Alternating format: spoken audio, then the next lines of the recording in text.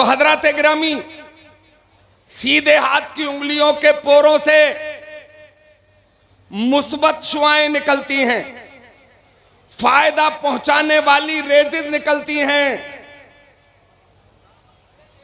Positive raise निकलती हैं, और उल्टे हाथ की उंगलियों के पोरों से नेगेटिव रेज निकलती हैं, मनफी शुआएं निकलती हैं, नुकसान पहुंचाने वाली शुआएं निकलती हैं।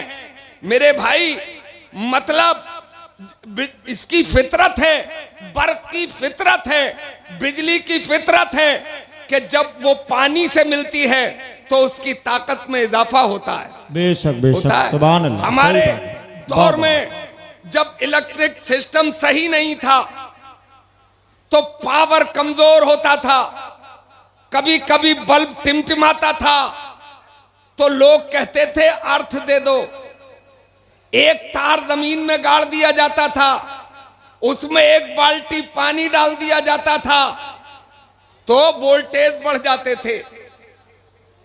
50 थे तो 100 हो जाते थे, 100 थे तो 150 हो जाते थे। इसका मतलब जब बर्फ पानी से टच होती है तो उसकी ताकत में इजाफा होता है। मेरे भाइयों, और ये फायदा पहुंचाने वाली रेस जब पानी से मिलेंगी तो इनमें भी ताकत में इजाफा होगा, और आदमी के जिस्म में अगर ये हुलूल कर जाएंगी, जिस्म में चली जाएंगी, तो उसमें कुव्वते मुदाफात, बीमारियों से लड़ने की ताकत पैदा हो जाएगी। और दो ही जगह हैं कि ये आदमी के जिस्म के अंदर जाएं, क्या तो नाक के जरिए जाएंगी या मुंह के जरिए जाएंगी, है ना। अब ये हाथ ऊपर लाया गया ताकि बंदाए मोमिन जब हाथ धोए और ये फायदा पहुंचाने वाली रेस सांस के जरिए अंदर जाए तो इधर फर्ज भी अदा हो जाए और बीमारियों से लड़ने की ताकत भी पैदा हो जाए। सुभान अल्लाह, सुभान अल्लाह, बेशक, वाह वाह, बहुत अच्छे। नारे तकबीर से पानी डाला गया, सुभान अल्लाह, बुलंद आवाज से, सुभान अल्लाह, सुभान अल्लाह। ताकि ये नुकसान पहुंचाने वाली रेस पानी के जरिए ताकतवर तो हो, मगर ऊपर से पानी डाले जाए ताकि उंगलियों के पोरों से वो रेजिस जमीन के अंदर पेवस्त हो जाए। बेशक तो बेशक, सुभान बोला कि मोहम्मद अरबी, तेरा मुकम्मल जवाब कहां से लाया जाएगा? तेरी तो नजरों का जवाब नहीं है, तेरी तो नजरों का जवाब नहीं है। जिस जमाने में खुर्दबीन नहीं बनी थी, दूरबीन नहीं बनी थी, उस जमाने में मोहम्मद अरबी की निगाहें उंगलियों के पोरों से निकलने वाली रेजेस को मुलाजा फरमा रही थी। इसीलिए आला हजरत ने इरशाद फरमाया, जिस तरफ उठ गई दम में दम आ गया, उस निगाहे इनायत पे लाखों सलाम। सुभान अल्लाह, सुभान अल्लाह, वाह वाह वाह, जिंदाबाद जिंदाबाद, बहुत अच्छा, सुभान अल्लाह, माशाअल्लाह। ये दो फर्ज बताए मैंने, तीसरा फर्ज है सर का मसा करना। हमारे मसलक में, मसलक के हनफी में चौथाई सर का मसा फर्ज है। कितने सर का मसा फर्ज है? चौथाई सर का मसा फर्ज है। अगर भीगे हुए हाथ से चौथाई सर को घेर लिया गया तो फर्ज अदा हो जाएगा, और अगर पूरे सर को घेर लिया गया तो सुन्नत भी अदा हो जाएगी। मैंने अपने बचपने में अपने पीरो मुर्शिद शहजादाए आला हजरत हुजूर मुफ्ती आजम हिंद अलैहि रहमत व रिदवान को एक बार मसा करते हुए देखा था। वो प्रैक्टिकल बता रहा हूं मैं आपको, क्योंकि हम खाली थोड़ी के लोग नहीं हैं कि मदरसे में बैठे और हमने जानू अदब तय किया और बड़े बड़े मसले वहीं बैठ के हल कर दिए।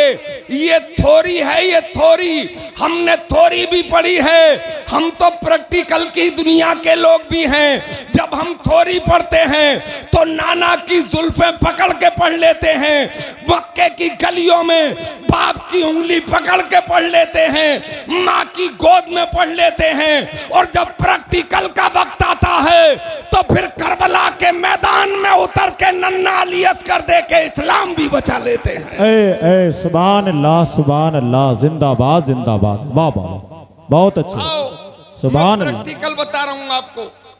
ये तीनों उंगलियां मिलाइए, शहादत की उंगली छोड़िए और ये तीनों उंगलियां मिलाकर पेशानी के बाल उमूमन जहां से उगते हैं वहां से पीछे तक ले जाइए और वापस हथेलियों को टच करते हुए लाइए। अब ये हथेली इस्तेमाल हो गई और ये तीन उंगलियां इस्तेमाल हो गई। शहादत की उंगली बची है, इसे कानों के हल्के में घुमा लीजिए। अब ये अंगूठा बचा है तो कान के पीछे मसा कर लीजिए। अब ये हाथ का आखिरी हिस्सा बचा है तो यके बाद दीगरे अपनी गर्दन पे घुमा लीजिए। आपका फर्ज भी अदा हो गया और आपकी सुन्नत भी अदा हो गई। हज़रात, मसे का हुक्म क्यों दिया गया, ये फर्ज क्यों किया गया, ये तो हमें इस पे अमल करना ही है, मगर इसकी हिकमत को पर भी आप गौर फरमाएं। हज़रात, एक बड़ी अजीब बीमारी,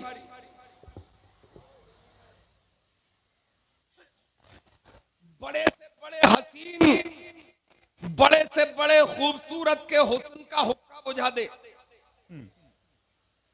एक साहब मुझसे कह रहे थे, मेरा लड़का देखा है आपने? मैंने कहा देखा है। बोले यार इसके लिए लड़की तलाश रहा हूं, जोड़ा मिल ही नहीं पा रहा। मैंने कहा क्या हुआ? बोले इसके नैनो नक्शे वाली लड़की मिल ही नहीं रही है। बहुत हसीन, निहायत ही खूबसूरत हो वजीह, मगर कुछ दिन बाद उसे घेंगे की बीमारी हो गई, गला फूलने की बीमारी हो गई, बुझ गया हुस्न का हुक्का। अब उसे कोई देखने के लिए तैयार नहीं, इसलिए खूबसूरत थे, बीमारी में गिरफ्तार हो गए, हुस्न गायब हो गया। मेरे इस्लामी भाइयों, आओ तहकीक तो करो।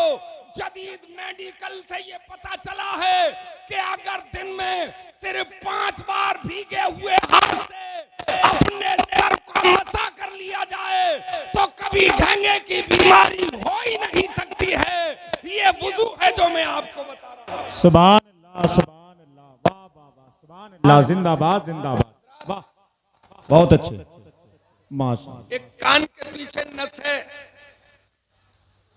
जो निहायत ही कीमती नस है। ये बॉडी इसका खालिक अल्लाह है, इसे अल्लाह ने पैदा किया है। ये इंजन किसी फैक्ट्री का बना हुआ इंजन नहीं है जिसकी मुद्दत सिर्फ 16 साल हो। ये तो परवरदिगार आलम ने तख्लीक फरमाया है। अगर 1000 साल भी ये जिस्म रहता है और गुलामी मुस्तफा में जिंदगी गुजरती है तो इसका एक पार्ट भी नाकामयाब नहीं होता है। वाह वाह, सुभान अल्लाह, जिंदाबाद जिंदाबाद, सुभान अल्लाह। इसका खालिक हमारा परवरदिगार है ना? बहुत अच्छे, वाह और वाह। उसकी कुदरत का कोई किनारा, उसकी कुदरत का कोई ठिकाना। एक मिसाल दूं मैं आपको, दुनिया में जितनी वुमेन्स हैं मादा और उनमें की जितनी बच्चे जनती हैं यानी दूध पिलाती हैं, उनमें अल्लाह ने एक सॉफ्टवेयर रखा है। वो सॉफ्टवेयर जब तक वो दूध पिलाने के लायक नहीं होती तो 2 काम करता है। वो कुछ भी खाती हो, chicken, mutton, fruit, biryani, korma, कुछ भी खाए तो दो चीज बनती हैं, एक तरफ फुजला बनता है, एक तरफ खून बनता है। और जैसे ही वो औरत प्रेग्नेंट होती है, बच्चा जनने के लायक होती है, तो अल्लाह ताला उसी सॉफ्टवेयर को डेवलप कर देता है। अब वो तीन काम करने लगता है, एक तरफ फुजला बनाता है, दूसरी तरफ खून बनाता है, और इन्हीं दोनों के दरमियान से दूध जैसी ग़िज़ा भी पैदा करता है। सुभान अल्लाह, नारे तकबीर, नारे रिसालत, उलमाए अहले सुन्नत, सुभान अल्लाह, सुभान अल्लाह, वाह वाह। नस कान के पीछे एक बीमारी है, आदमी कोमे में चला जाता है जी।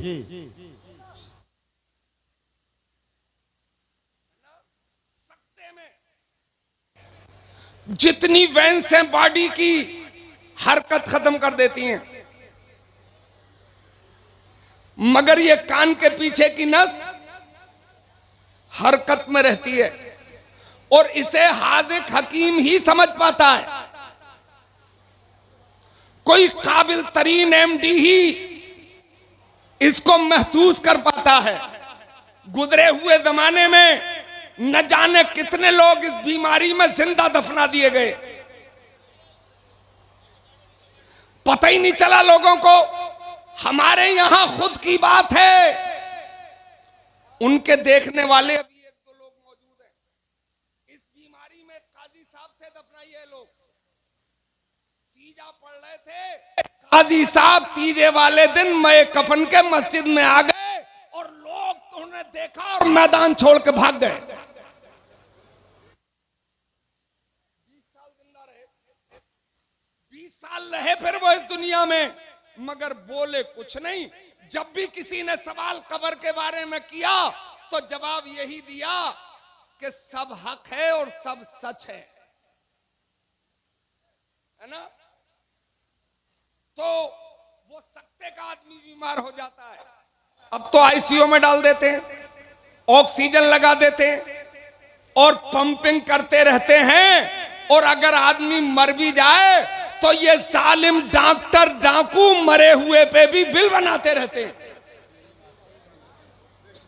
सही बात है ना, बिल बनाते रहते हैं। चलो उनकी ज्यादा मजम्मत नहीं करना है, खास बात बताना है कि जब आदमी सकते का बीमार हो तो अब इस पे गौर कीजिए। ये जो कान के पीछे की नस है, इसका एक बहुत ही कामयाब वर्क है। जब आदमी का खून गाढ़ा हो जाता है और उसकी किडनी खून को छानना बंद कर देती है, तो दिमाग कहता है कि तू अपना काम कर। बोले मुझसे नहीं होगा, बोले वजह, बोले खून इतना गाढ़ा हो गया है कि मेरी चल्लियों में से निकल नहीं पा रहा है।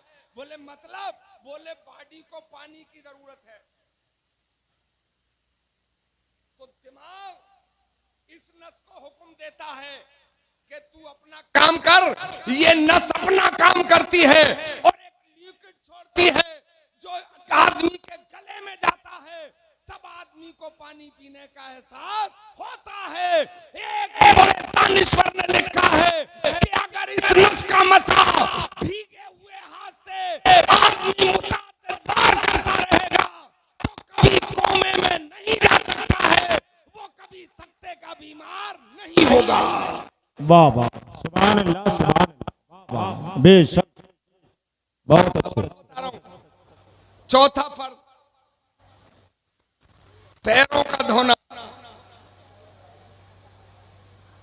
टखनों तक पैरों का धोने का हुक्म है। हजरात, पैर धुल गए, 4 फर्ज अदा हो गए, वुजू आपका हो गया, मगर पैर क्यों धुलवाए गए? है ना, एक बीमारी आज तो बड़ी तेजी से बढ़ रही है, अनिद्रा की बीमारी, कम ख्वाबी की बीमारी। वो अडानी साहब का नाम सुना है आपने? अरे बड़े मशहूर हैं वो तो, मीडिया में सुना है कि पहले नंबर दूसरे नंबर की कुर्सी तक पहुंच गए थे, अब खिसक गए हैं। कौन सी कुर्सी पर हैं मगर जब वो दूसरे नंबर की कुर्सी पर बैठे थे, दौलत के अंबार थे, न जाने कितने हेलीपैड और हेलीकॉप्टर उनके पास थे, मगर मैंने ये पढ़ा कि सिर्फ 4 घंटे सोने के लिए उन्हें नींद की गोली लेना पड़ती थी। जब मैंने गुलाम मुस्तफा को देखा तो सिर्फ इतना देखा कि ईशा की नमाज पढ़ के आता है और दुरूद पाक पढ़ते पढ़ते चैन की नींद सो जाता है। सुभान अल्लाह, सुभान अल्लाह, वाह, जिंदाबाद जिंदाबाद, बेशक, बहुत अच्छा। अनिंद्रा की बीमारी, एक सेठ साहब मेरे पास आए, बोले मौल साहब ताबीज कर दो। मैंने कहा किस चीज के लिए? बोले नींद नहीं आ रही है। तो मैंने कहा लाइट नहीं आई होगी रात। बोले मौलवी हो इसलिए छोटी बातें कर रहे हैं।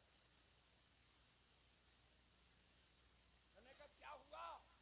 बोले लाइट की कोई हैसियत ही क्या है, आ जाए तो आ जाए, नहीं आए तो क्या करें? नहीं आएगी तब भी परवाह नहीं है, घर में इन्वर्टर भी है, इन्वर्टर भी अगर खत्म हो जाए तो घर में जनरेटर भी है। तो मैंने कहा मैं तो ताबीजों वाला मौलवी हूं नहीं, है ना? ताबीजों के मौलवी भी इस दौर में स्पेशल मौलवी हैं। वो रूहानी इलाज की दुकान खोले बैठे हैं, नमाज पढ़ने एक टाइम नहीं जाते हैं, बेगुस्ले शान हैं और तावीजों की दुकान खोल के बैठे हैं और उनके यहाँ भीड़ लगी है। मेरे भाई, मैं तावीजों का मुखालिफ तो नहीं हूं, मगर मुझे इतना मालूम है कि 1 करोड़ तावीज भी आपको फायदा नहीं पहुंचाएंगे। अगर बेनमाजी ने किए हैं, अगर बेगुस्ले ने किए हैं, तो उसका तावीज काम नहीं करेगा। ये तावीजों वाला मजहब नहीं है, ये 5 वक्ता नमाजों वाला मजहब है, ये कुरान की तिलावत वाला मजहब है, ये उलमा की महफिल में बैठाने वाला मजहब है, ये माँ के तलवे चूमने वाला मजहब है। सुभान अल्लाह, सुभान अल्लाह, बेशक। नारे तकबीर, नारे रिसालत, जश्न दस्तार बंदी, जामिया रज़विया ज़ीनतुल उलूम से रसखेड़ा। सुभान अल्लाह, सुभान अल्लाह। मैंने कहा ताबीज का क्या करोगे? हर काम ताबीज से नहीं होता। मैंने किसी हकीम के पास चले जाओ, एलोपैथी के डॉक्टर से दवा मत लेना, वो नशे की गोली दे देगा, उसका साइड इफेक्ट होगा। हकीम साहब के पास गए, उन्होंने अपनी कुछ माजून, कुछ शरबत, कुछ पिल्स, कुछ टैबलेट बांध के दे दी। बोले ले जाओ आराम हो जाएगा। जब वो चल दिए तो ये भी कहा सुनो, दवा वक्त पे खाना, मगर जब सोने के लिए जाना तो वुजू भी कर लेना, पैर धो लेना। सुभान अल्लाह, सुभान अल्लाह। बोले रख दो बेटा, रख दे यार। बोले पैर धोना। बोले हकीम साहब मेरे पैरों में दर्द नहीं है, मेरा तो दिमाग खोलता रहता है। हकीम साहब ने कहा भाई मान जाओ, पैर धो के सोना, दवा वक्त पे खाना। पैरों के धोने का मतलब क्या है भाई? पैरों का ताल्लुक दिमाग से है। मैं एक मिसाल दूं आपको। रात को सर में दर्द हो, घर में फास्ट एड ना हो, कोई टैबलेट ना हो और बराबर में कोई डॉक्टर और हकीम ना हो, रात के 2 बजे हो, बेचैनी हो, घर में फुकनी तो होगी। है? आप कहोगे मौलाना फिर छोटी बात, ये फुकनी का दौर कहां है? ये तो लेटर का दौर है, पुश किया जाता है और गैस का चूल्हा जल जाता है। मैंने कहा चलो कोई बात नहीं, फुकनी का युग चला गया, मगर घर में बेलन तो होगा। बोलो होगा, जिससे रोटी बढ़ाई जाती है और जरूरत पड़ती है तो उसी बेलन से कभी आदमी की कुटाई भी की जाती है। वो बेलन ले लेना। जी जी सही बात। और फिर सपाट जमीन पर रखना उसे, वाह वाह, 15 मिनट इस पैर को घुमाना उसके ऊपर और 15 मिनट इसको घुमा लेना, आपके दर्द में इफाका हो जाएगा। और हजरात मैंने एक दरोगा जी को देखा, एक कुचक्के को पकड़े हुए थे, लिटा के उसके तलवों पे डंडे पेल रहे थे। मेरे मिलने वाले थे। मैंने कहा दरोगा जी इसके पैरों को क्यों कूट रहे हो, इसकी तशरीफ पे पटा क्यों नहीं बजाते? बोले मौलाना साहब तुम्हें क्या पता, इसके तलवे पीट के मैं इसका दिमाग कमजोर कर रहे हूं। इस आधुनिक दौर में गुटमुने वाली चप्पलें चल गई हैं, है ना, उनमें गुटमुने खड़े होते हैं। मैंने पूछा इसका सबब क्या है, तो पता चला ये पैरों के तलवों से चुभती रहती हैं और ब्लड प्रेशर काम करता रहता है, यानी कि मेंटेन रहता है। ये तलवों से चुभती हैं तो अब ब्लड प्रेशर ना लो होता है ना हाई होता है, और दिमाग और दिल आसानी से काम करता रहता है। सुभान अल्लाह, बेशक बाबा। ये आज सोचा जा रहा है, ये आज मंथन किया जा रहा है। मुस्तफा जाने रहमत ने आज से 1400 बरस पहले अपने असहाब को हुक्म दिया था, मेरे प्यारे साथियों, जब सोने के लिए जाया करो तो वुजू कर लिया करो। बोलो। एक साहबी ने अर्ज किया, रसूल अल्लाह। सुभान अल्लाह। अर्ज करूं? जी अताओ। सुभान अल्लाह। सरकार ने फरमाया बोलो। अर्ज किया रसूल अल्लाह, आपने इरशाद फरमाया नींद नाकिज़े वुजू है, यानी नींद से वुजू टूट जाता है और हम सोने के लिए जा रहे हैं, तो फिर वुजू की अहमियत, वुजू का फायदा, तो मेरे मुस्तफा ने फरमाया एक नहीं कई फायदे होंगे। वाह वाह, सुभान अल्लाह, सुभान अल्लाह। कई फायदे। बोले सरकार मतलब? बोले पहला फायदा तो ये होगा कि तुम वुजू करके सोगे तो नींद सुकून के साथ आ जाएगी। सुभान अल्लाह। बोलो सब मिलकर सुभान अल्लाह। वाह।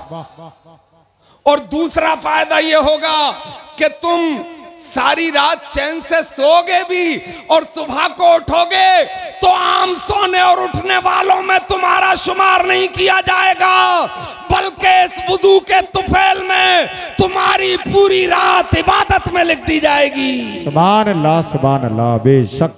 वाह वाह, जिंदाबाद जिंदाबाद। सुभान अल्लाह। सबसे बड़ा फायदा ये होगा कि तुम सुबह को उठ ना सके, रात को सो तो गए मगर सुबह को उठाए गए, यानी मौत आ गई। मौत तो आ नहीं है? उस रात तुम्हें मौत आ गई तो तुम आम मरने वालों में शुमार नहीं किए जाओगे, इसलिए कि वुजू करके सोए हो तो तुम मेरी उम्मत के शहीदों में तुम्हारा शुमार किया जाएगा, यानी कल मैदान महशर में तुम्हारा हिसाब किताब करबला के हजरत इमाम हुसैन के साथ होगा। सुभान अल्लाह, जिंदाबाद जिंदाबाद। वाह वाह, ये वुजू है, बेशक। वुजू। सुभान अल्लाह। वुजू के इतने जलवे हैं तो नमाज के कितने जलवे होंगे? जलवे होंगे। वाह वाह। रात मैंने आपको वुजू बताया, मगर जलसे तो हजारों सुने होंगे आपने, तकरीरें तो बहुत सुनी होंगी, नारे तो बहुत लगाए होंगे, मगर इतने भोले अब तक हो? हैरत है। मैंने जैसे वुजू बताया ऐसे ही वुजू करते हो आप? अरे ऐसे तो मैं भी नहीं करता हूं। जैसे मैंने बताया ऐसे तो मैं भी नहीं करता हूं।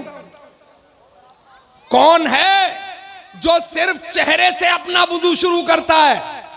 कोई नहीं।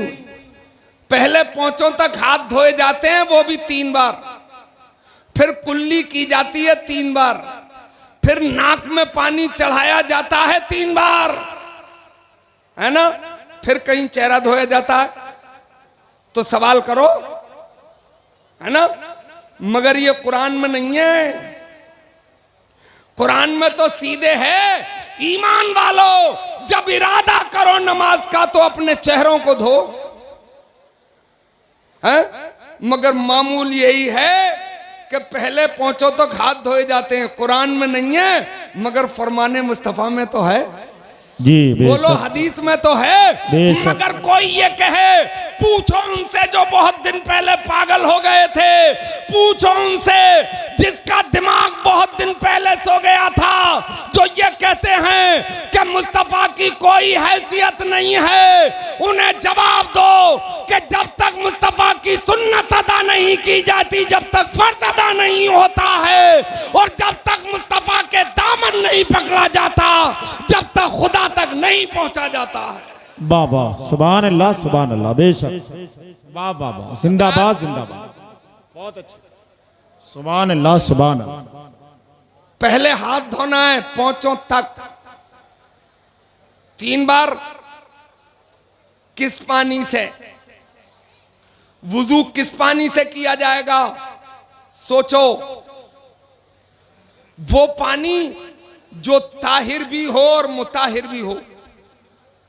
खाली पाक पानी से वुजू नहीं किया जा सकता, पाक करने वाला भी हो उससे वुजू होगा। बेशक सुभान अल्लाह। बहते हुए दरिया का पानी, आपके समरसेबिल का पानी, आपके हैंडपंप का पानी, दहदरदा हौज का पानी, ऐसे पानी से वुजू किया जाएगा। मगर उसमें भी एक शर्त है कि उसका रंग ना बदला हो, उसका मजा ना बदला हो, उसमें कोई बू ना आई हो, तब वुजू किया जाएगा। अब आप रंग देखेंगे कैसे? आज तो आपके हैंडपंप में से पानी निकल रहा है। पहले तो तालाब में पानी होता था, पहले तो हौज में पानी होता था। दिल्ली की जामा मस्जिद में है मेरे भाई, मुरादाबाद की भी कुछ मस्जिदों में हौज होंगे जो चारों तरफ से दहदरदे होते हैं, यानी 10 हाथ इधर से, 10 हाथ इधर से, 10 हाथ उधर से, चारों तरफ से 10-10 हाथ उसकी लंबाई और चौड़ाई होनी चाहिए। ऐसे तालाब मस्जिदों में होते थे, उनमें पानी भरा होता था। अब पानी का रंग ओरिजिनल होना चाहिए। अब आपने देखा कि यार वुजू करने जा रहा हूं, मगर ये पानी का ओरिजिनल रंग तो है नहीं, ये तो हरे कलर का पानी है, ये तो हरे कलर का पानी है और ये पानी का ओरिजिनल कलर नहीं है। मैंने कहा आगे बढ़ के देख। आगे बढ़ा, बोले है तो हरा ही। मैंने कहा और आगे बढ़, बोले अब भी हरा है। बोले चुल्लू में उठा के देख। देखा पानी चुल्लू में, तो बोले यार ओरिजिनल कलर है पानी का। अब बोल इसका क्या किया जाए? फेंक दिया जाए? नहीं, एक बार देख लिया है, हाथ धो ले। ये हरा इसलिए तुझे लग रहा था कि हौज की दीवारों पे काई थी, उसकी वजह से ये तुझे हरा लग रहा था। एक बार देख लिया, तसल्ली नहीं हुई है, दोबारा देख ले, तिबारा देख ले, 3 बार में तो तसल्ली हो जाना चाहिए। अब कलर भी पता चल गया। अब दूसरी शर्त है कि मजा ना बदला हो। जी जी और पानी में मजे होते हैं सिर्फ मेरी नजर में 2, मीठा होता है या खारा होता है ना? ऐसे 2 समंदर भी हैं जो अल्लाह ने बहाए हैं। मरजल बहरैन यल्तक़ियान बैनहुमा बरज़खुल ला यबग़ियान। हमने 2 समंदर बहाए हैं और उन दोनों के अंदर आड़ रखी है ताकि आपस में खलत व मलत ना हो जाएं। कितना ही बड़ा तूफान क्यों ना आए, कितना ही बड़ा ज्वार भाटा क्यों ना आए, कितने ही उसके ऊपर से स्टीमर पानी के जहाज इधर उधर कर दिए जाएं, मगर वो आपस में खलत मलत नहीं होते। एक तरफ पानी है खारा, एक तरफ पानी है मीठा, मगर कोई आड़, कोई दीवार जाहिरी तो नजर नहीं आती, कोई शीशा पिलाई हुई दीवार नजर नहीं आती, कोई लोहे की दीवार नजर नहीं आती, कोई सीमेंटेड दीवार नजर नहीं आती। फिर क्यों आपस में नहीं मिलते? मुफस्सिरीन इकराम ने इस आड़ का मतलब लिखता है, ये आड़ किसी लोहे की आड़ नहीं है, ये खौफे खुदावंदी की आड़ है। हमने बहाया है मिल के बहना, मगर आपस में मिल मत जाना। ए सुभान अल्लाह जिंदाबाद पैंदाबाद सुभान अल्लाह वाह वाह। और ये पानी भी अजीब शे है, अल्लाह की बड़ी नेमत है। इस पानी के लिए लोगों ने अफसाने कहे, नीचे से अगर ऊपर जाए तो भाप बन के उड़े तो उसे बादल कहा जाता है, और बादल से बरसे तो उसे बारिश कहा जाता है, बरस के बह जाए तो उसे दरिया और नाला कहा जाता है, बरस के रुक जाए तो उसे तालाब कहा जाता है, और बरस के जम जाए तो उसे बर्फ कहा जाता है। और यही पानी अगर आंख से निकले तो उसे आंसू कहा जाता है, यही पानी अगर किसी फल से निकले तो उसे जूस और रस कहा जाता है, यही पानी नाक से निकले तो उसे फुजला कहा जाता है, यही पानी अगर जिस्म से निकले तो इसको पसीना कहा जाता है, यही पानी अगर पत्ते पे नजर आए, फूल की पत्ती पे नजर आए तो उसे शबनम कहा जाता है, और यही पानी अगर किसी की एड़ियों से निकले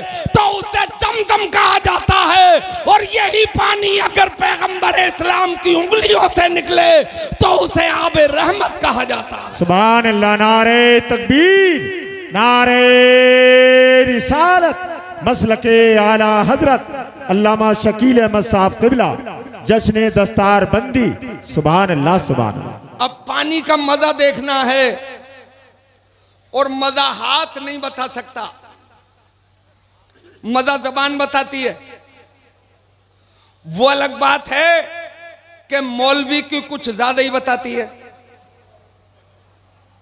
भाई मेरी जबान को तो हजारों हड्डियों का मजा आता है। अच्छा, ये जबान भी खुदा की कुदरत की ऐसी तख्लीक है, ये जिसमें इंसानी का ऐसा पार्ट है कि है तो एक मगर 3 in 1 है।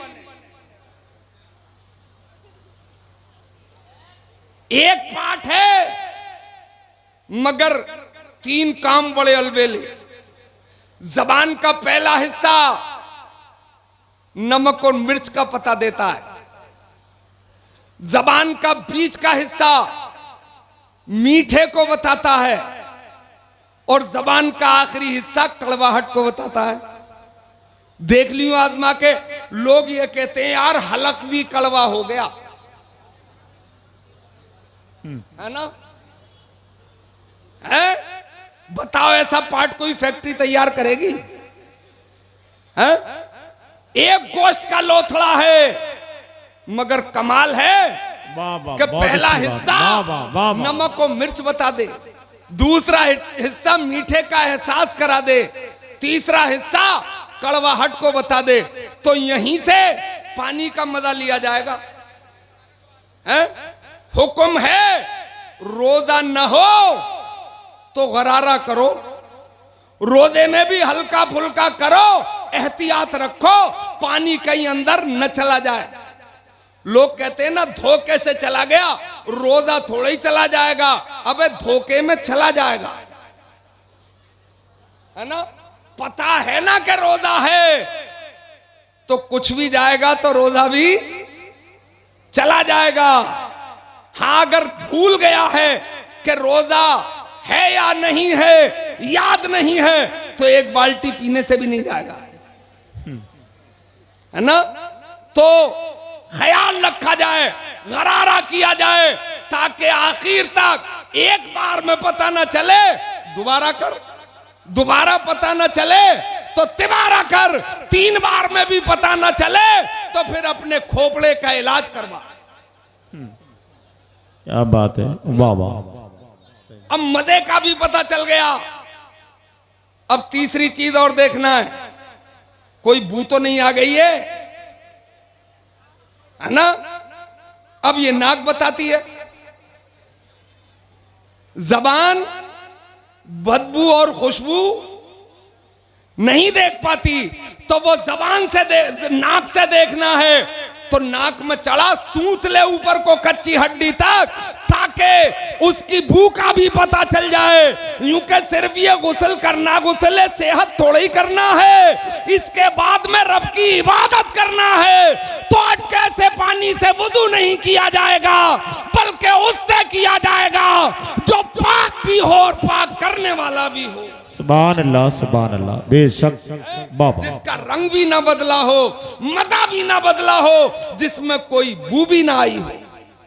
अब हमारे यहाँ क्या माहौल है, एक तो जानते नहीं है और बताओ तो कम वक्त मानते नहीं है। एक बुजुर्ग से मैंने कहा, ये जो लोटा पकड़े हो तुमने, पानी भरा है, इसमें तुम्हारा अंगूठा डूब गया, इस पानी से वुजू नहीं होगा। तो बोले यार जितने मौलवी इतनी बातें। यही करें। बोले हम तो पूरा हाथ गुचेल देते हैं दूध में और पी जाते हैं। मैंने कहा पिया तो ये भी जा सकता है, ये पाक है, नापाक नहीं हुआ है, मगर ये पाक करने वाला नहीं रहा है। ये माए मुस्तामल कहलाएगा, इस्तेमाल शुदा पानी। लाओ बाबा परेशानी होती है तो मैं भर दूं, मगर बुढ़ा माना नहीं, जिद्दी था। इस्लाम से लगाव है ही नहीं है। अरे जब तुझ पे नहीं आता है तो मौलवियों की मान ले। हम क्या कह रहे हैं कि इलेक्शन ऐसे लड़ना है, हम क्या कह रहे हैं कि लिबर्टी में ऐसे प्रयोग करना है। हमें पता नहीं है पुल का डिजाइन कैसे होना है, हमें पता नहीं है कौन सा इंजेक्शन, कौन सी टैबलेट, कौन सा पिल्स किस में काम करता है, ये डॉक्टर बताएगा। मगर जब कोई शरीयत की बात आएगी तो मदरसे का प्रोडक्ट आलिम दीन बताएगा। सुभान अल्लाह बेशक, जिंदाबाद जिंदाबाद। वाह वाह। मेडिकल में हर दवा तेरी थोड़ी है ना। पता चला कि तूने डिब्बा खोला और भकोसली, मारा जाएगा, है ना। डॉक्टर के पास जाना पड़ेगा, नवज दिखानी पड़ेगी, जांचें करवाना पड़ेंगी, तब वो लिखेगा, तब तेरे लिए दवा मिलेगी।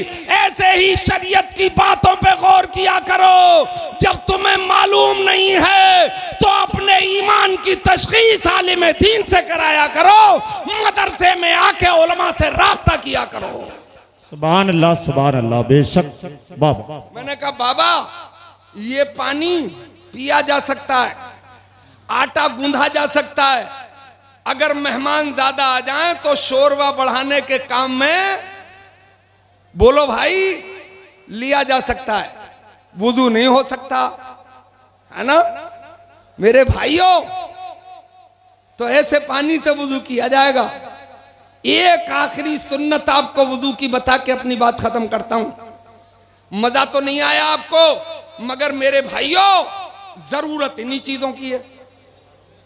80 साल के बुढ़े पे वुजू करना नहीं आ रहा है, जलसों में करोड़ों रुपए खर्च कर रहे हो तुम, गुलछर्रे उड़ा रहे हो तुम, मजे ले रहे हो तुम, जब तुम पे वुजू भी करना नहीं आता, क्या फायदा होगा तुम्हारे जलसों से और क्या फायदा होगा तुम्हारे नारों से। क्या बात है, वाह बाबा, जिंदाबाद जिंदाबाद, सुभान अल्लाह। अफसाना बना के रखा है तुमने। मेरे भाइयों वुजू की एक सुन्नत है मिसवाक। क्या है? मिसवाक। और सुनो, जितने डेंटल सर्जन डेवलप हुए इस दुनिया में, लूटे ले रहे हैं लोगों को, ये जब से ही डेवलप हुए, जब से सरकार की इस प्यारी सुन्नत मिसवाक को हमने तर्क कर दिया है ना। जब से डेंटल सर्जन अपने दुकानें खोल के बैठ गए, कामयाब हो रहे हैं। और जब हम मिसवाक पे अमल करते थे 80 साल के भी हो जाते थे, मगर हड्डी तोड़ लेते थे। क्या बात है, वाह बाबा, सुभान अल्लाह। अच्छा एक बात बताओ मुझे, ये सुबह को भी बुर्श, रात को भी बुर्श, अबे यार पूरी रात में तेरे मुंह में क्या घुस गया जो दांतों को घिस के दांतों को तबाह कर रहा है? जी जी, वाह वाह। क्या घुस जाता है ऐसा? 5 बार वुजू कर रहा है, उंगली घुमा ले रहा है तो काफी है, मगर दांतों की परतों को तबाह कर लिया, दांतों की जड़ों को तबाह कर लिया है? करना तो मिसवाक कर, है ना। तो ये सरकार की प्यारी सुन्नत, एक ईसाई बीमार हो गया दांतों का, पेरिया लग गया, ठंडी हवा लग रही है, गर्म पानी लग रहा है, ठंडा पानी लग रहा है, पीप आ रही है, मुंह से बदबू आ रही है, डेंटल सर्जन के पास पहुंचा, बोले दांतों से बहुत परेशान हूं, इलाज बोले हो जाएगा। उसने महंगी दवाएं लिखी, महंगे टूथपेस्ट लिखे, फला कंपनी का बुरश लिखा, 1 महीने तक करता रहा, खातिर का फायदा नहीं हुआ। कभी मस्जिद के करीब से गुजरने का मौका मिला, एक बुजुर्ग को देखा कि मिसवाक कर रहे हैं, सोचा ये रूढ़िवादी बुढ़ा बुरश के जमाने में, टूथपेस्ट के जमाने में लकड़ी से अपने दांतों पे जुल्म कर रहा। रुक गए, बोले बाबा टूथपेस्ट का युग है, बुरश का जमाना है, लकड़ी का दौर नहीं है। वो भी बुजुर्ग थे, गुस्से में आए, चल अपना काम कर, लकड़ी अगर अब के बोलेगा तो अंजाम बुरा होगा। बोले फिर ये क्या है? अरे बोले ये बड़ी कीमती चीज है, इसे हम मिसवाक कहते हैं। बोले इससे फायदा? बोले बड़ा फायदा होता है। जब हम वुजू करते हैं ना और मिसवाक नहीं करते, और जब हम नमाज पढ़ते हैं वुजू करके, तो 1 रकत पढ़ते हैं, 1 रकत का सवाब मिलता है, और जिस वुजू में मिसवाक कर लेते हैं फिर पढ़ते 1 रकत हैं, हमें 70 रकात का सवाब मिलता है। सुभान अल्लाह, सुभान अल्लाह। बोले यार बेशक तुमने मुझे रकात गिना दी, मैं तो ईसाई हूं, मैं तो क्रिश्चियन हूं, तुम रकात गिना रहे हो, दांतों को फायदा बताओ। बोले सुन ले, 70 साल का हो गया हूं मगर हड्डी तोड़ने में परेशानी नहीं होती है। क्या बात है, वाह। बोले 1 लकड़ी हमें दे दोगे? बोले लकड़ी पूरी उम्र बोल ले, सर पटक ले, नहीं दूंगा। मिसवाक बोलेगा तो 1 मांगेगा 2 दे दूंगा। मिसवाक बोली, बोले 2 ले जा। वाह वाह। 1 हफ्ते अपने दांतों पे घुमाई, दांतों की तमाम बीमारियां काफूर हो गई। बात खत्म कर रहा हूं, घबराओ मत। अब वो बहुत गुस्से में, अब वो पूरे जलाल में, और वो डेंटल सर्जन के पास पहुंचा। बोले डॉक्टर तेरी पैथी निहायती नाकारा पैथी है। बोले क्या हो गया? बोले यार तूने मेरी जेब खाली करा दी, फायदा नहीं हुआ। एक मुसलमान बुजुर्ग से 1 बालिश की लकड़ी लेके आया हूं, 1 हफ्ते अपने दांतों पे घुमाई है, मुकम्मल फायदा हो गया है। बोले चीखे मत, बैठ जा, लकड़ी दिखा। उसने अपनी जेब से निकाली और पूरे गुस्से में उसके पटल पे दे मारी। बोले यहीं बैठा रहे, अभी आया। अंदर गया लेबोरेटरी में, गया प्रयोगशाला में, गया तजर्बेगाह में, और जब लौट के आया तो माथा पकड़े हुए था, मुंह खुला हुआ था, आंखें फटी हुई थी, और चीख के कह रहा था मोहम्मद अरबी तेरा जवाब नहीं लाया जा सकता। वाह वाह वाह, सुभान अल्लाह, सुभान अल्लाह। हमने इस टेक्नोलॉजी के दौर में, इस साइंस के जमाने में ये खोजा है कि दांतों को जिंदा रखना है तो 2 चीजों की जरूरत है। फास्फोरस की जरूरत है जो दांतों की जड़ों को मजबूत रखता है, कैल्शियम की जरूरत है जो दांतों की परत को महफूज रखता है। मगर वारे मोहम्मद अरबी, तूने तो आज से 1400 बरस पहले अपने मानने वालों को 1 बालिश लकड़ी में फास्फोरस भी अता कर दिया है और कैल्शियम भी अता कर दिया। सुभान अल्लाह, सुभान अल्लाह, बेशक, जिंदाबाद जिंदाबाद, वाह वाह। मैं कहता हूं कि ये है मजहब इस्लाम, ये है मजहब इस्लाम के उसूल। फिर भटकने की जरूरत क्या है? फिर धक्के खाने की जरूरत क्या है? फिर यार इधर उधर ठोकरे खाने, घुटने टेकने की जरूरत क्या है? इधर ही क्यों ना रहो इसी पाले में, ताकि हर मैदान तुम्हारा, हर कामयाबी तुम्हारी, हर तरक्की तुम्हारी। और सुनो, ये सब कुछ मदरसे से मिलता है, ये सब कुछ मदरसों से मिलता है। इसलिए कि यहाँ कुरान पढ़ाया भी जाता है, यहाँ कुरान सिखाया भी जाता है, यहाँ अहादीसे मुस्तफ़ा पढ़ाई भी जाती है और उसे समझाई भी जाती है। मुकम्मल रोशनी यहाँ है, इसी रोशनी को लेके आगे बढ़ना है। यहीं से एड़ियां रगड़कर चश्मे जारी करके दुनिया को सैराब करने का काम करना है। यहीं से उठना है और यहीं से निकल के परचम इस्लाम लहराने का काम करना। बाबा सुभान अल्लाह बेशक। कोशिश करो, यही हमारे इदारे जिन्हें हम बोदला समझते हैं, कमजोर समझते हैं, यूनिवर्सिटियों और कॉलेजों के मुकाबले में भूल में हो, चूक गयो, धोखा खा गयो।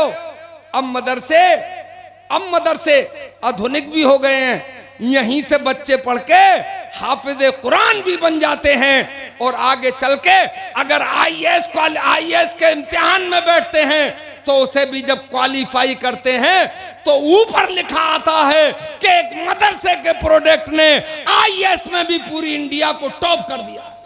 बेशक सुभान अल्लाह। जानते हो वजह? मैंने बड़े बड़े अफसरान को देखा, 60 साल की उम्र में आए, रिटायर होके सटिया गए हैं। बात करो तो लगे कभी कभी कि किसी पागल से बात हो रही है ना। मगर जब किसी मदरसे में पढ़े हुए आलिम दीन और मुफ्ती का मामला आता है तो लोग ये कहते हैं कि चलो अपने बुजुर्ग आलिम दीन से मशवरा कर लें। उनकी फहमो फरासत तो बढ़ती चली जा रही है, उनका अकल का दायरा तो बढ़ता चला जा रहा है। वजह यह है कि वहां जब बुजुर्ग होता है तो सटिया के पागल होता है, और यहाँ जब बुजुर्ग होता है तो कामयाबी की मंजिलें तय करता चला जाता है कि कुरान पढ़ने वाला कभी पागल भी नहीं होता है और कभी खफ्ती भी नहीं होता है। वाह वाह सुभान अल्लाह सुभान अल्लाह। खत्म कर दे है ना। हाँ, बहुत होशियार लोग हैं वो, ये अपने हजरत मौलाना रज़ाउल मुस्तफ़ा, सुभान अल्लाह, बहुत होशियार। माहौल बन गया, साइलेंट माहौल में आ गए आप, अच्छा लगा। देखो हजरात, ये सिर्फ कहने की बातें नहीं है ना, ये सुनने समझने की बातें हैं। फिर हाथ जोड़ के आपसे विनती कर रहा हूं, गुजारिश कर रहा हूं, 32 से 33 साल मुझे हो गए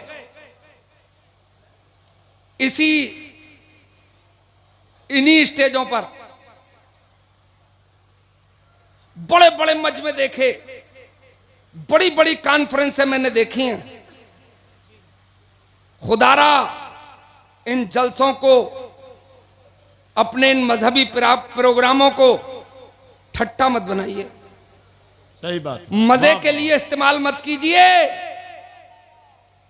गुलछर्रे मत उड़ाइए। आइए अदब से बैठिए, इस्लाम सीखने की मुकम्मल कोशिश कीजिए। बेशक सुभान अल्लाह। और जब तुम सीख के निकलोगे तो मुझे यकीन है कि तुम्हारे पास किरदार हजरत कासिम का होगा, है ना। और जिस दिन तुमने इस पैटर्न पे काम कर लिया, मैं माओ से भी कहता हूं, मैं अपनी माओ से गुजारिश करता हूं, बहनों से गुजारिश कर रहा हूं, माओ अपने बेटों को वक्त से पहले जवान करो, मगर हजरत कासिम का किरदार देके जवान करो। बहनों उकसाओ अपने भाइयों को जवान हो जाएं, मगर हजरत कासिम का किरदार देके लेके जवान हो। अगर तुमने माओ इस पैटर्न पे काम कर लिया तो हम तुम्हें यकीन दिलाते हैं करबला का आखिरी मैदान इसी भारत में लड़ेंगे और इंशाअल्लाह परचम इस्लाम लहराने का काम करेंगे। सुभान अल्लाह वाह। ना, हम तलवारों पे भरोसा नहीं करते हैं, हम तो इस्लाम के उसूलों पे भरोसा करते हैं। हम गुलामाने मुस्तफा देखना चाहते हैं और ये राह भी मदरसे से निकलती है। मगर दुख है, एक यूनिवर्सिटी का मुझसे प्रोफेसर कह रहा था, आखिरी बात है बिल्कुल, तकरीर तो खत्म हो गई, बोले मौलाना आप मदरसे बंदी कर दो। मैंने कहा प्रोफेसर साहब मरना नहीं है क्या तुम्हें? तो बोले ना चाह के भी मरेंगे। तो मैंने कहा नमाज जनाजा याद है? बोले यार मुझे तो याद नहीं है। तो मैंने कहा किसी प्रोफेसर को बुलाओ, उन्हें वसीयत करो जब मौलवियों से चिढ़े तो कि मेरी नमाज जनाजा आप पढ़ा देना। तो बोले यार जब मुझे याद नहीं है तो उन्हें भी कहां से याद होगी। मैंने कहा पहली गेंद में मिडिल स्टंप उड़ गया, बोल्ड हो गए सीधे। तो मैंने कहा फिर तो तुम्हें 20 मन लकड़ियों में डाल के जला दिया जाए। बोले यार मौलवी साहब तुम्हें रोटी बहुत लग गई है। अब मैंने दुखती हुई नब्ज पे हाथ रखा तो मुझे रोटी लग गई है। मौलवी से कुछ भी कह लो, कमजोर की जो रूह है, मगर हश्र के मैदान में पता चलेगा जब हौज़े कौसर पे यही दीवाने खड़े हुए मिलेंगे। वाह वाह वाह, सुभान अल्लाह सुभान, है ना। तो बोले रोटी लग गई है। मैंने कहा प्रोफेसर साहब रोटी वोटी किसी को नहीं लगती है, ये सब बेकार की बातें हैं, ये सब तुम्हारे दीन से दूरी की बातें हैं। ये मत कहो कि मदरसे बंद करो, बल्कि ये कहो कि इनकी तालीम को और आला करो, यही रास्ते निकालो। एक तरफ हाफिज कुरान बन रहा है और बेसिक तालीम हासिल करके दूसरी तरफ इंजीनियर बन रहा है। उधर आर्किटेक्ट का काम हो रहा है, इधर पुल डिजाइन हो रहा है और अजान हो रही है तो मस्जिद की तरफ को रवाना हो रहा है। सुभान अल्लाह सुभान अल्लाह, वाह वाह। ऐसे निजाम की जरूरत है तो यही से तो बनेगा, है ना। खुदा करे मदरसों पे आपकी नजर रहे, खुदा करे कि ईमानदाराना रईसों, अमीरों, कोठी और बंगले वालों, फार्मरों, खुदा तुम्हें ये अक्ल सलीम अता करे कि ईमानदाराना सिर्फ ज़कात ही निकाल दो। 10 साल इस पे अमल कर लेना, मुझे लगता है कि 10 साल के बाद हिंदुस्तान से हो सकता है ज़कात की फर्जियत ही खत्म हो जाए, कोई लेने वाला नहीं रहेगा तो, है ना। मगर ईमानदाराना तुम ज़कात भी निकालने के लिए तैयार नहीं हो। मैं तुम्हारी कोठियों को मुबारकबाद बोलूंगा तब जब आपने मुकम्मल ज़कात निकाल दी है। मैं आपकी लग्जरी गाड़ियों को सलाम करूंगा तब कि जब आप ज़कात निकाल के खरीद के लाए हो। मैं आपके फार्म को सलाम करूंगा जब आपने उसका उश्र ज़कात निकाल दी है। आओ इस्लाम पे चले, जिंदगी जैसी गुजरना है गुजर जाएगी, मगर इस्लाम पे चलोगे तो घुटने टेक के नहीं गुजरेगी, इंशाअल्लाह सर उठा के गुजरेगी, सर बुलंदी के साथ गुजरेगी। इस्लाम जिंदाबाद, हमारे मदारिस जिंदाबाद, मुदर्रिसीन जिंदाबाद, मुताल्लिमीन जिंदाबाद। अस्सलाम वालेकुम। वाह वाह, सुभान अल्लाह।